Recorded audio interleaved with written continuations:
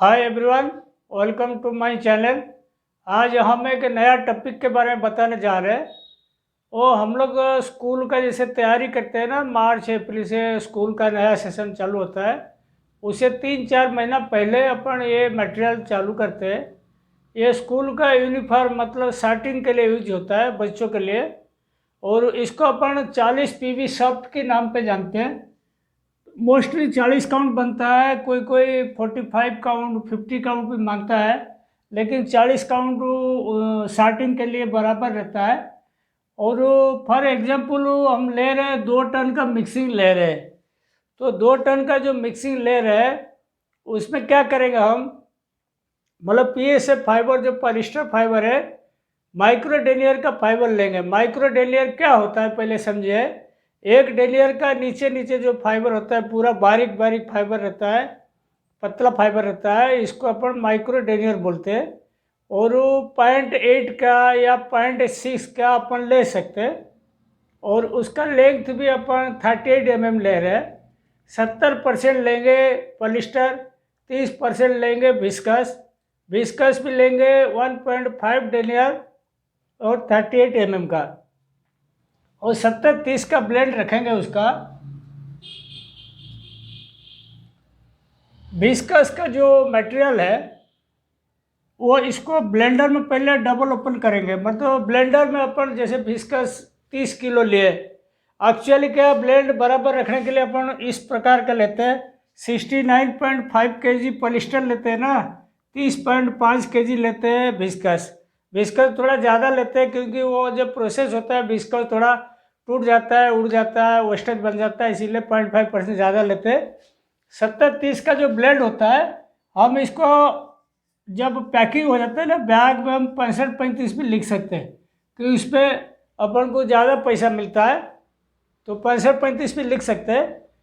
सबसे पहले क्या करना, विस्कस को अपन ब्लेंडर में डबल ओपन करेंगे। डबल ओपन करके इसको 30.5 kg का बोरा पैक करके रखेंगे। और पॉलिस्टर लेंगे 69.5 kg। इसको एक एक लेयर, इसको ब्लेंडर में चलाने के बाद एक एक लेयर पूरा कमरे में फैला के डालेंगे। ऐसे ही 2 टन का मिक्सिंग है ना, इसको अपन 20 लेयर बनाएंगे। 20 लेयर बनाएंगे, जैसे हर 3-4 लेयर में एक बार सॉफ्ट वेस्ट भी डालेंगे। जैसे पीबी का वेस्ट अपने पास सॉफ्ट का पड़ा है, तो इसको पीबी का वेस्ट को भी एक बार अपन ब्लेंडर में चला लेंगे। ब्लेंडर में चलाने के बाद फिर इसमें 3-4 लेयर के बाद एक बार इसको भी डाल सकते हैं। तो इसका लेयरिंग करने का टाइम में अपन को इसमें एंटीस्टैटिक एजेंट डालना पड़ेगा, LB40, 51 P, वाटर।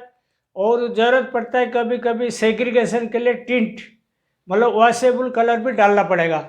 तो एंटीस्टैटिक एजेंट जो डालते हैं, पहले देखिए 51P 0.03%, LB40 0.08%, वाटर 1.5%। ये अपना एक स्टैंडर्ड फिक्स किए हुए है। इसमें बढ़िया क्वालिटी आता है, अपन बहुत ट्रायल लेने के बाद यही फाइनल किए हुए है। और जैसे 2 टन का मिक्सिंग लेंगे तो उसका कैलकुलेशन देखना आप। 600 ग्राम अपन को 21 पी लेनी पड़ेगी, 1 किलो 600 ग्राम LB40 लेना पड़ेगा, और 30 लीटर पानी लेना पड़ेगा।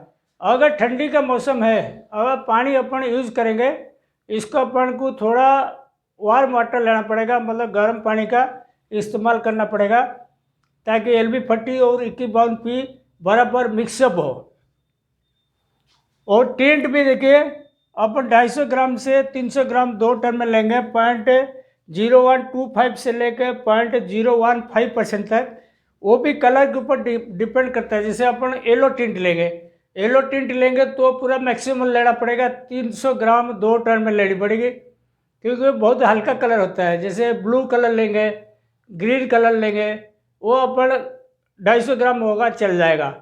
और स्कारलेट कलर लेंगे तो वो भी 300 ग्राम लेनी पड़ेगी, वो भी हल्का कलर होता है।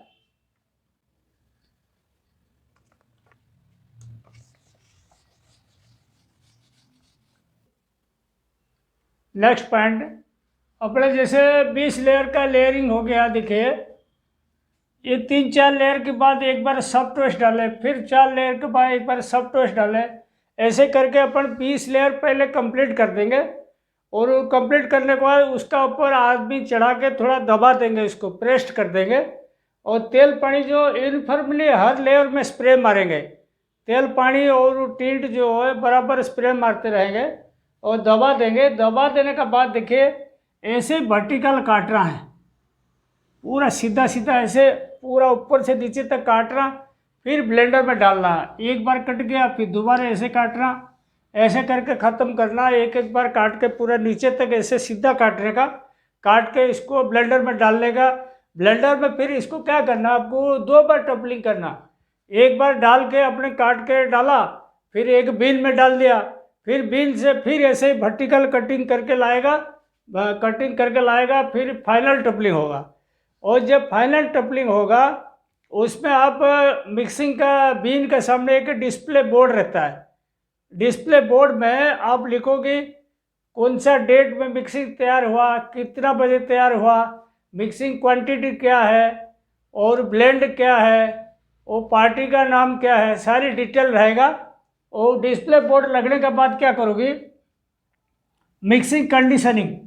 मिक्सिंग कंडीशनिंग बहुत इम्पोर्टेंट चीज़ है। जैसे अपन तेल पानी उसमें स्प्रे किए, कम से कम इसको 12 घंटा से 16 घंटा जैसे बीन में फाइनल में डालेंगे ऐसे ही रहेगा उधर। इसको प्रेस कर दीजिए, दबा दीजिए बढ़िया से, और वो 12 से 16 घंटा तक पानी LB40 वगैरह बराबर सोख कर जाएगा, अंदर घुस जाएगा। और नहीं तो अगर गीला मिक्सिंग चलाएंगे तो वो लैपिंग होगा, कार्डिंग में चलेगा नहीं, ब्लोर में चलेगा नहीं, बहुत दिक्कत जाएगा। तो गीला मिक्सिंग चलाना नहीं, कंडीशनिंग इतनी इम्पोर्टेंट चीज़ है।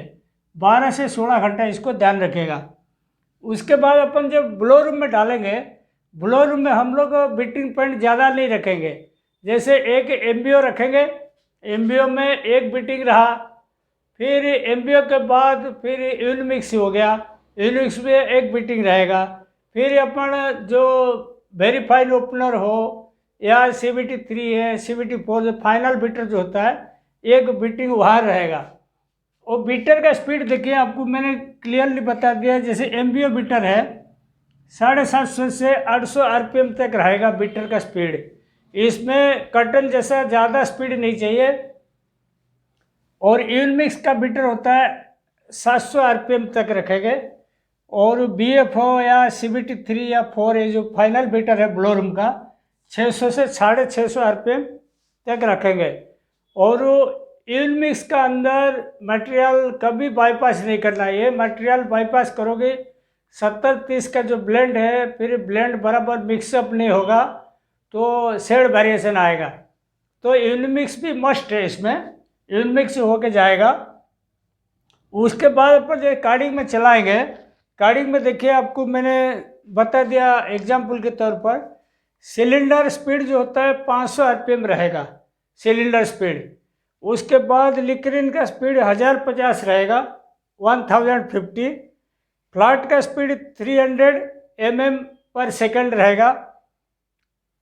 Flat gauge 10 10 10 12 12।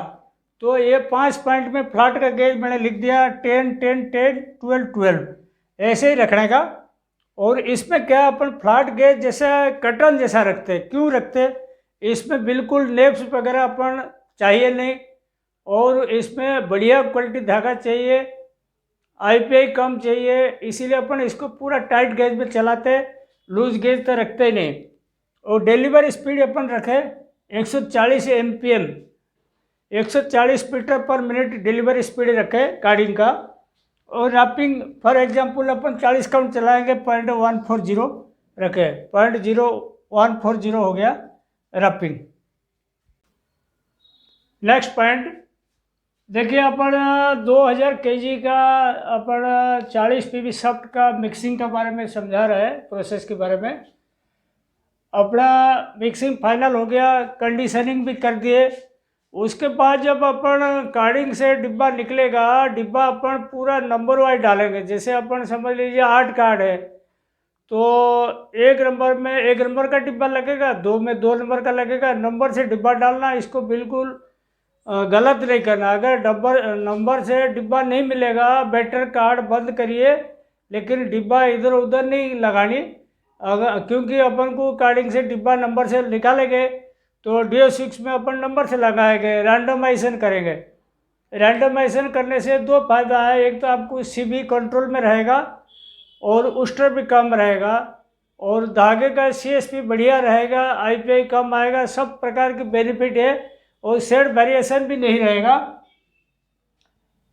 देखिए अपन जैसे रैंडमाइजेशन करेंगे कार्डिंग में, फिर रैंडमाइजेशन इन ब्रेकर और ए बेटर CB एंड उस्टर।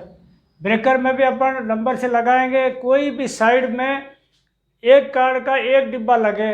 अगर 8 कार्ड है, अगर 8 डिब्बा आप ब्रेकर में लगा रहे हो तो सबका एक एक डिब्बा लगना चाहिए। समझ लो 7 कार्ड है तो एक एक डिब्बा सबका लगेगा, किसी एक का एक ज़्यादा लग जाएगा। दूसरी साइड में वो डिब्बा रिपीट नहीं होना चाहिए, दूसरा नंबर का डिब्बा लगेगा। और जैसे उसका आपकी डिलीवरी डिब्बा निकलेगा ब्रेकर का, तो जब RSB में लगाओगे, लेफ्ट का है कि राइट का है, कि फिर लेफ्ट का है कि राइट का है, कि ऐसे ही करके क्रॉस क्रिलिंग करना पड़ेगा। मतलब लेफ्ट साइड का 4 डिब्बा होनी चाहिए, राइट का 4 डिब्बा होना चाहिए, तो उसके बाद में उसका अपन रिजल्ट मिलेगा बढ़िया। तो ये देखिए लिखा RSB में अपन इक्वल नंबर ऑफ कैंस ऑल क्रिल of both side of breaker ड्रॉपहेम। ब्रेकर ड्रॉपहेम का दोनों साइड का बराबरी डिब्बा लगाए। जैसे 8 डिब्बा अपन लगा रहे तो 4 डिब्बा अपन लगाएंगे, लेफ्ट साइड का 4, राइट साइड का 4। और ये देखिए सबसे इम्पोर्टेंट चीज़ है, ड्रॉपहेम में क्या कर रखा मैंने, एक ब्रेकर का क्या रखेंगे पर्टिकुलर, फिनिशर में क्या रखेंगे। ब्रेकर में देखिए बटम रोल गेज 4852 रखा हुआ, ब्रेक ड्राफ्ट 1.7 रखा हुआ, और 8 कैन का अपन ब्लेंडिंग रखे। उस्टर 3.2 से नीचे होना चाहिए, उसे ऊपर नहीं जाना चाहिए। डिलीवरी स्पीड 300 का रखे, डिलीवरी रैपिंग 0.140 रखे। ऐसे फिनिशर का देखिए, फिनिशर का हम क्या करेंगे, 40-50 का गेज रखे, बटम रोल गेज, ये mm में है, ध्यान रखिएगा। 40 हो गया फ्रंट का, 50 हो गया पीछे का। और ब्रेक ड्राफ्ट 1.16 से 1.23। आपको ये लग रहा होगा इसमें फिनिशर में ब्रेक ड्राफ्ट इतना कम क्यों है, इसलिए कम रखा गया। ये क्या कटल जैसा इसका फीलिंग है, माइक्रोफाइबर है, इसमें ब्रेक ड्राफ्ट ज़्यादा की जरूरत नहीं, और ऊपर से 38 mm का है, इसलिए अपन इतना कम रखे हुए। और डब्बा अपन 8 डिब्बा लगाएंगे, कैन 8 डबलिंग हो गया। फिनिशर का जो उस्टर है 2.4 से नीचे चाहिए, उसे ऊपर नहीं चाहिए। और स्पीड 450 से 500 MPM आज पर रिक्वायरमेंट। रैपिंग 0.140।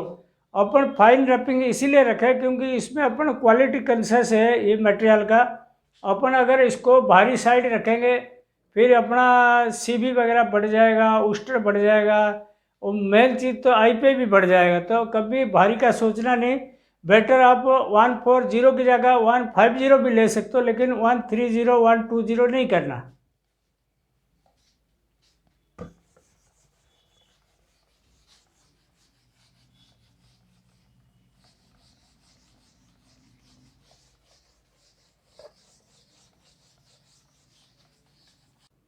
नेक्स्ट पॉइंट देखिए, अब सिंपलेक्स तक गए थे, उसके बाद सिंपलेक्स का 50-72 का गेज रखे हुए, फ्रंट का 50 mm, पीछे का 72 mm का, और ब्रेक ड्राफ्ट 1.14 है।